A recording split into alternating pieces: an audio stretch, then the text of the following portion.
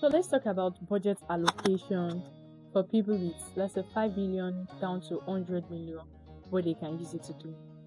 Number one, I'm a kind of person that I'm big on the goal. What do you want to achieve? What do you want to achieve? Because your goal is going to influence the type of property decision you are going to make. So let's say from 5 million to like 30 million naira, you want cash flow. Okay. So if you have a 5 million naira budget, what can 5 million naira budget really get for you than you can get a cash flow?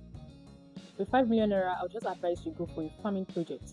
You get a land banking project layered with farming, you're going to be getting cash flow from it, depending on the options you go for, whether cash crops or arable crops with short-term life crop. So you can go for it. That's for 5 million naira. If you have 10 million naira budget, what can you go for? Realistically, and you want cash flow, if you have a 10 million naira budget, you can either go for farming project, but if you don't want the farming project, you can do co-investments in apartments.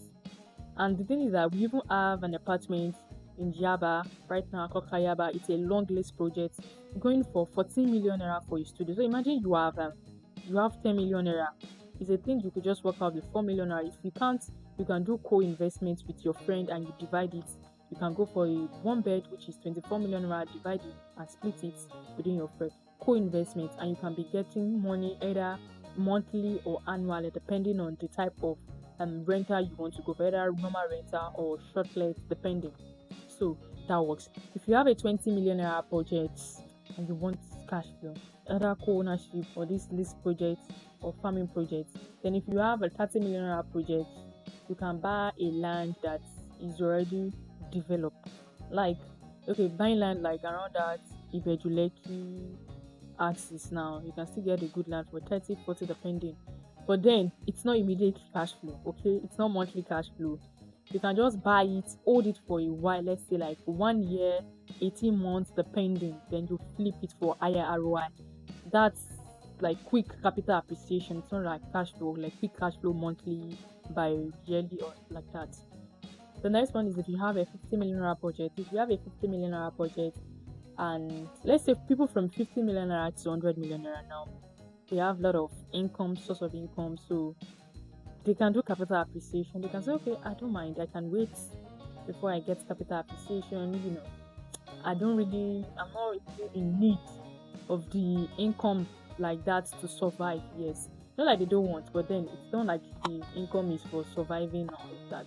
So you have a 50 million naira budget, then you can go for land. I love land a lot. Go for land in prime location. Okay, prime and developing location, because prime location 50 million naira might not buy land in some places, but developing, like it's developed already, it's developing, and you know that within 1 to 3 years, this land that you're buying for 50 million can sell for, let's say, 90, 70, 100 million naira within less than 5 years. So if you can put your money into land, best. It's never old fashioned, it never goes out of demand. There are a lot of it. So now if I have 100 million naira budget and I want to invest, I love diversification a lot. You get, so we can do land in a high demand location and developing location. So I can go for a land, like let's say a plot for 50 million naira. Imagine I'm buying a plot of land 50 million. I just imagine how prime that location is or how developing that location is. And the remaining 15 million naira, I can put it in building. I can use it to get let's say studio apartment, yes, in a prime location to like on the mainland, like Surulere, Yaba, depending. But deep down, like I said, depending.